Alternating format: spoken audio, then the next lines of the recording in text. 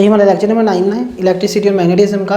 तो इसमें हम डिस्कस करेंगे कि steps for finding the electric field at several point. ठीक है, तो एक से ज़्यादा पॉइंट्स पे अगर हमने इलेक्ट्रिक फील्ड हमने फाइंड करनी है, उसकी मदद से हम टोटल या नेट इलेक्ट्रिक फील्ड को हम फाइंड करेंगे। तो इसकी ये फिगर आप देख सकते हैं कि हमारे पास एक हमने जो पॉइंट चार्ट ले लिया है, उसके इर्द गिर्द हमने मुख्तलिफ पॉइंट्स ले लिए हैं जिनका distance R1 R2 R3 respectively उनका डिस्टेंस है।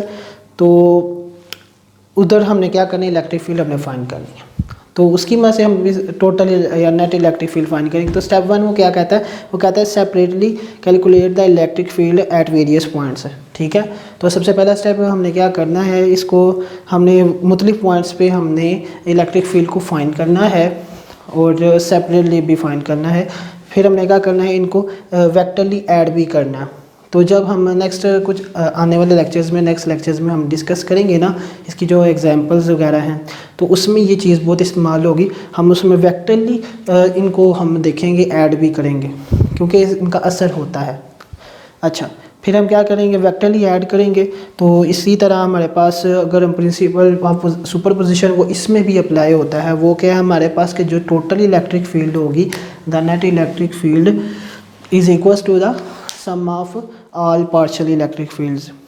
तो वो हमारे पास इस तरह आ जाएगा E1 E2 plus up to sum En तक जाएगा ये। और ये हमारे पास, इसको मैं समीशन की सूरत में इस तरह लिख दिया, समीशन n En। और n क्या हमारे पास 1 से लेके n तक ही हमारे पास नेचुरल नंबर्स हैं। तो ये स्टेप थे जो कि आगे इस्तेमाल होंगे, मैंने अभी बताया जैसे।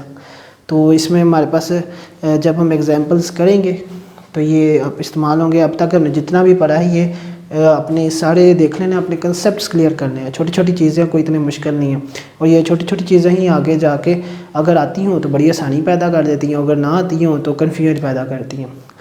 तो उम्मीद करता हूँ आपको समझ लग गई होगी। तो इंशाल्लाह मिलते हैं नेक्स्ट लेक्चर में, तब तक के लिए अल्लाह हाफ़िज़।